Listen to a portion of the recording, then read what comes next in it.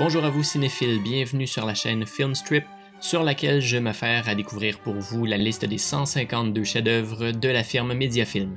Pour explorer Mediafilm, simplement cliquez sur le lien que j'ai mis dans la description, et aussi si vous voulez voir les autres vidéos de la série, vous pouvez les trouver sur la page de la chaîne. Aujourd'hui, on se transporte de nouveau en Allemagne, réalisé en 1922 par Friedrich Wilhelm Murnau. Voici Nosferatu. Voici notre protagoniste, Thomas Hutter. Il est envoyé par son employeur en Transylvanie afin d'aller rencontrer un nouveau client, le comte Orlok. En attendant son retour, sa femme Hélène vivra chez des amis. Presque arrivé à sa destination, les habitants lui déconseillent d'aller voir Orlok. Une calèche amène Hutter jusqu'au château. Lorsque Hutter se coupe durant le repas, Orlok est visiblement attiré par son sang, mais Hutter repousse son hôte. Il se réveille le lendemain matin avec 2 petits trous dans le cou, mais n'en fait pas un plat. Orlok signe des documents pour l'achat d'une maison tout près de celle de Hutter. Il tombe sur une photo de Hélène et remarque aussitôt son cou. Hutter commence à croire que Orlok est Nosferatu, l'oiseau de la mort. Le soir, Orlok se dévoile en entrant dans la chambre de Hutter, qui perd alors connaissance. Hélène, comme dans une transe, semble affectée par l'événement. Le lendemain, Hutter explore le château et découvre le cercueil de Orlok. Nosferatu prépare son départ.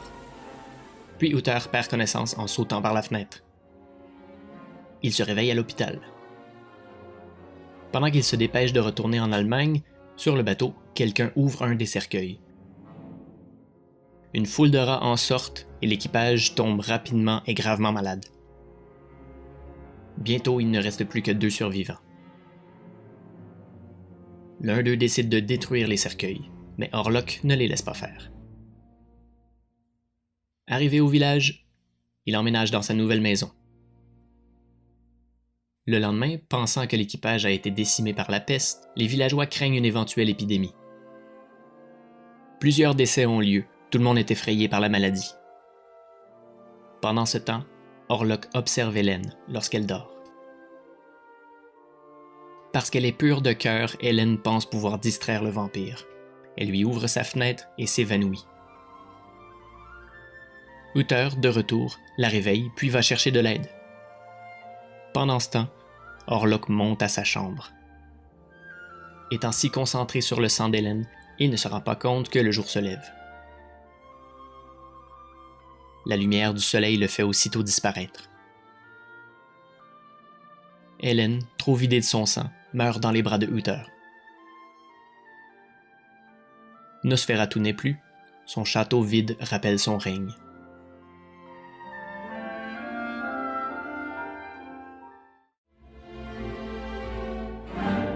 En gros, le contexte de production de Nosferatu est la suite logique de celui de Caligari. Suivant un début de carrière en parallèle avec ceux de Robert Wiene ou Fritz Lang, entre autres, Friedrich Wilhelm Murnau réalise une autre œuvre phare du courant expressionniste en Allemagne. Des films comme Caligari, de par leur esthétique particulier, ont contribué à cataloguer le genre et à l'associer, parfois peut-être à tort, au cinéma de la Weimar.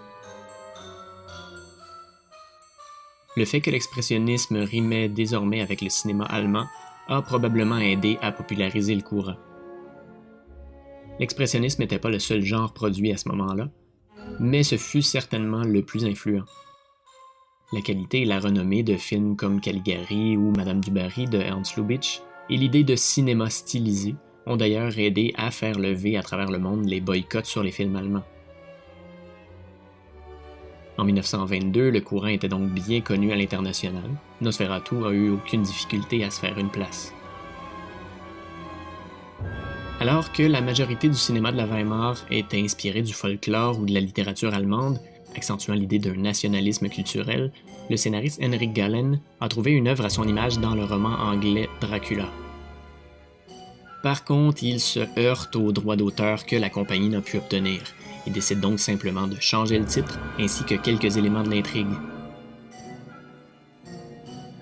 La justice tranchant en faveur de la famille de l'auteur Bram Stoker, la Cour a ordonné la destruction des copies du film, dont heureusement pour nous, quelques-unes ont pu être préservées.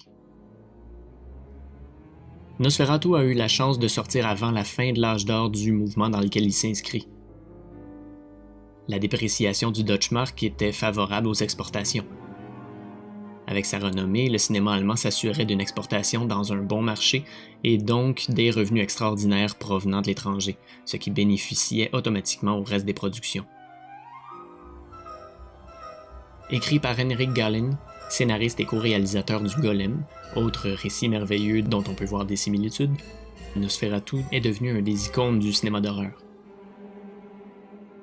Son emphase sur les thèmes de la peur, de l'inhumanité, de la personnalité troublée sont typiques de l'expressionnisme.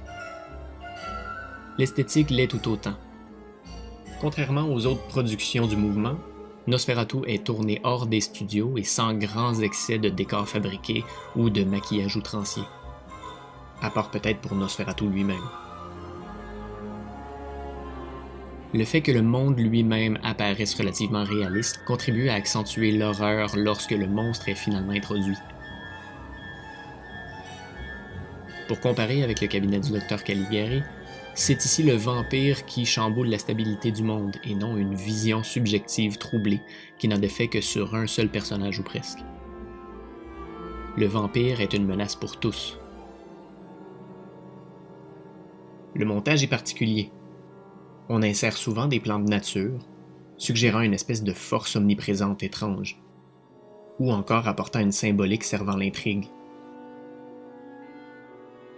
À mon opinion, les maquillages et décors de Nosferatu étant plus réalistes que dans Caligari aident à nourrir la frayeur. Aussi, le vampire est un prédateur passif, la menace est patiente, mais toujours présente, contribuant à l'ambiance angoissante. Formellement, le film est une réussite impressionnante, tirant profit de cadrages précis et des jeux d'éclairage qui servent parfaitement son sujet. La compagnie de production Prana avait comme but de se concentrer dans les films d'horreur ou de surnaturel. Malheureusement, les héritiers de Bram Stoker ont poursuivi la compagnie et celle-ci déclare faillite pour éviter une bataille judiciaire.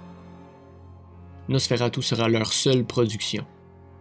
Mais son apport à l'art cinématographique est considérable, à commencer par sa grande influence sur le cinéma d'horreur. On peut facilement voir son importance dans la culture populaire, à commencer par des exemples directs comme le remake de Werner Herzog ou encore Shadow of the Vampire, sorte de making-of très fictionnalisé dans lequel Max Schreck est véritablement un vampire.